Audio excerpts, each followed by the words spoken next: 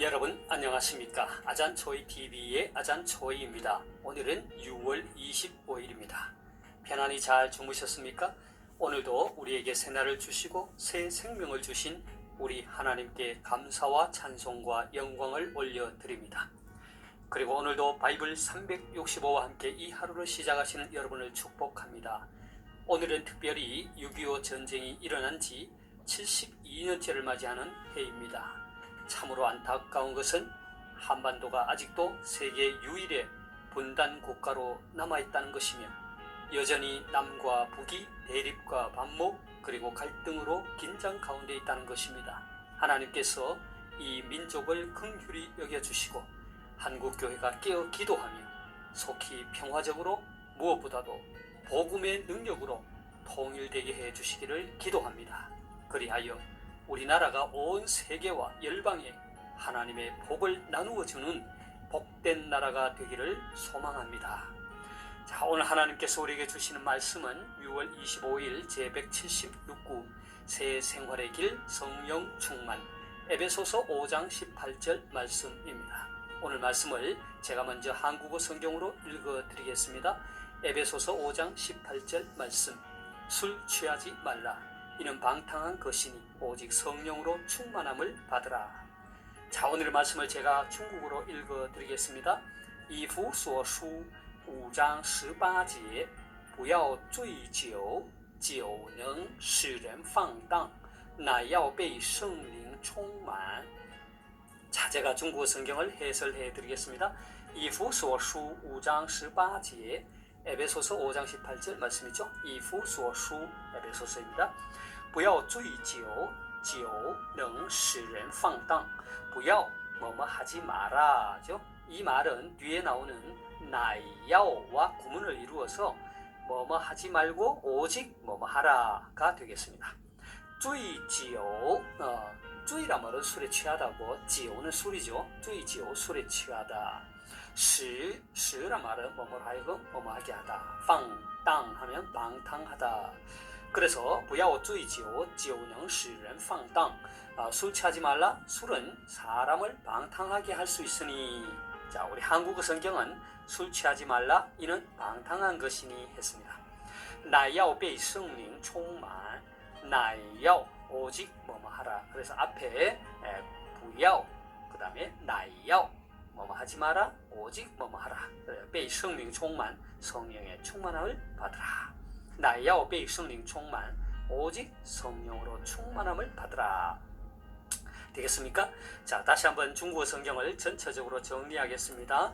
以弗所书5章18节 에베소서 5장 18절 말씀. 不要醉酒，酒能使人放荡。 술 취하지 말라. 술은 사람을 방탕하게 할 수 있으니 乃要被圣灵充满 오직 성령의 충만함을 받으라. 자, 사랑하는 여러분, 우리 그리스도인은 자신의 죄를 회개하고 예수 그리스도를 믿고 영접함으로 거듭나게 되고 하나님의 자녀가 된 자들입니다. 요한복음 3장 5, 6절은 이렇게 말하고 있죠. 예수께서 대답하시되 진실로 진실로 내게 이르노니 사람이 물과 성령으로 나지 아니하면 하나님의 나라에 들어갈 수 없느니라. 육으로 난 것은 육이요 영으로 난 것은 영이니 했습니다. 무슨 뜻입니까? 그렇습니다. 우리가 예수 그리스도를 믿고 거듭남으로 하나님의 자녀가 된다는 것은 성령에 의해서 가능하다는 것입니다. 다시 말해서 하나님의 자녀가 되었다는 것은 성령으로 거듭났다는 것입니다. 그래서 모든 하나님의 자녀는 성령을 받은 것이지요. 로마서 8장 9절은 이렇게 말합니다. 만일 너희 속에 하나님의 영이 거하시면 너희가 육신에 있지 아니하고 영에 있나니 누구든지 그리스도의 영이 없으면 그리스도의 사람이 아니라 했습니다. 고린도전서 3장 16절은 또 이렇게 말합니다. 너희는 너희가 하나님의 성전인 것과 하나님의 성령이 너희 안에 계시는 것을 알지 못하느냐 했습니다. 자, 방금 언급한 이 말씀들을 종합하면 우리 그리스도인이라는 것은 성령으로 거듭난 자들이고 성령께서 우리 안에 내주하고 계시는 하나님의 성전이라는 것입니다. 그런데 오늘의 말씀을 보면 우리로 성령의 충만함을 받으라 라고 말합니다. 사도 바울은 이 말을 하기에 앞서서 술 취하지 말라, 이는 방탕한 것이니라는 말을 먼저 합니다. 그러니까 성령 충만한 삶을 잘 설명하기 위해 술 취함이라고 하는 이것을 비유로 들어 설명하고 있는 것이죠. 그런데 어떤 사람들은 이 말을 오해하여 성경은 술 취하지 말라고 했지 술을 먹지 말라고 한 것은 아니지 않느냐라고 반문하는 사람들이 있습니다. 이것은 오늘의 말씀을 잘 이해하지 못하는 데서 이야기된 것입니다. 자, 그러면 왜 사도 바울은 이런 비유를 썼을까요? 사람이 술에 취하면 어떻게 될까요? 그렇습니다. 자제력을 잃게 되지요. 술이 사람을 지배하게 된다는 것입니다. 처음엔 술을 먹지만 나중엔 술이 사람을 먹어버리는 것입니다. 그래서 술을 즐겨 먹다 보면 술을 먹지 않으면 안 됩니다. 꼭 술을 먹어야 합니다. 그런데 술을 계속해서 먹으면 어떻게 되겠습니까? 취하게 되죠. 이런 삶이 반복된다고 한번 생각해 보세요. 결국 방탕하게 되는 것입니다. 우리 주변에 너무나도 많은 사람들이 술로 인해서 방탕한 삶을 살고, 술로 인해서 가정이 파탄나고, 술로 인해서 사고를 저지르고 남들에게 피해를 주는 경우가 허다합니다. 왜 이런 결과가 생긴 것이죠? 술에 취해서 술이 그 사람을 지배하고 있기 때문입니다. 이러한 원리처럼 사도 바울은 우리 그리스도인들은 오직 성령의 충만함을 받으라고 권면합니다. 여기에서 오직이라는 말을 덧붙여 강조하고 있음을 주목하시기 바랍니다. 왜 사도 바울은 우리에게 오직 성령의 충만을 받으라고 하셨을까요? 그 이유는 우리 그리스도인은 성령의 사람이기 때문입니다. 성령의 사람은 성령께서 다스리는 삶을 사는 것입니다. 성령의 지배를 받는 삶을 사는 것입니다.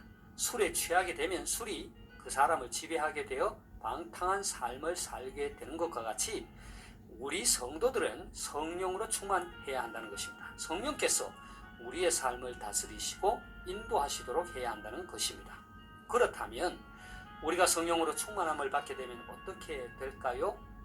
그것은 무엇보다도 우리 삶의 변화가 일어나는 것입니다.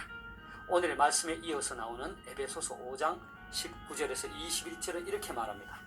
시와 찬송과 신령한 노래들로 서로 화답하며 너희의 마음으로 주께 노래하며 찬송하며 범사에 우리 주 예수 그리스도의 이름으로 항상 아버지 하나님께 감사하며 그리스도를 경외함으로 피차 복종하라 했습니다.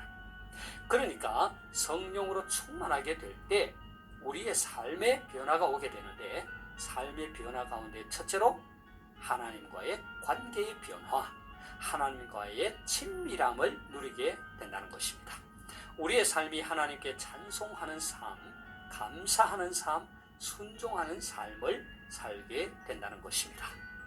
우리 삶의 변화 가운데 두 번째는 가정의 변화가 일어납니다. 이것은 제가 지난 6월 12일과 14일에 올린 영상과 같이 남편과 아내, 부모와 자녀, 아비와 자녀의 관계가 말씀 안에서 특히 그리스도를 경외함으로 피차 복종하게 되고 그리스도를 기준으로 서로를 섬기게 되는 것입니다.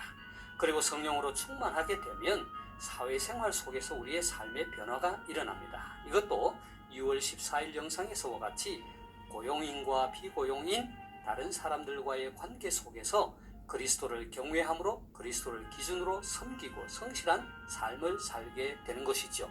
그 외에도 성령으로 충만하게 될 때 우리 삶에 가져오는 유익이 많은데 그것들은 내일 이후의 영상에서 계속해서 나누도록 하겠습니다. 사랑하는 여러분, 현재 여러분의 삶은 어떠합니까?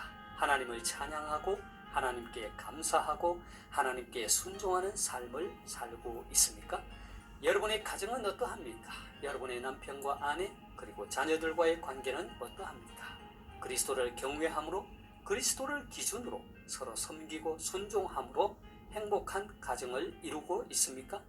그리고 여러분의 직장생활, 다른 사람들과의 관계 등 사회생활은 어떠합니까? 오늘 사도 바울이 권면하는 말씀과 같이 오직 성령의 충만을 받으시기를 바랍니다. 성령께서 우리 삶을 다스리시고 인도하실 수 있도록 우리의 삶을 성령께 맡길 수 있기를 바랍니다. 성령께서 우리의 삶을 변화시켜 주실 것입니다. 제가 오늘의 말씀을 다시 한번 읽고 마치도록 하겠습니다. 에베소서 5장 18절 말씀. 술 취하지 말라. 이는 방탕한 것이니 오직 성령으로 충만함을 받으라.以弗所书5章18节，不要醉酒，酒能使人放荡，乃要被圣灵充满。 하나님께서 여러분에게 복 주시기를 원합니다.愿神赐福大家，明天再见。 내일 다시 뵙겠습니다.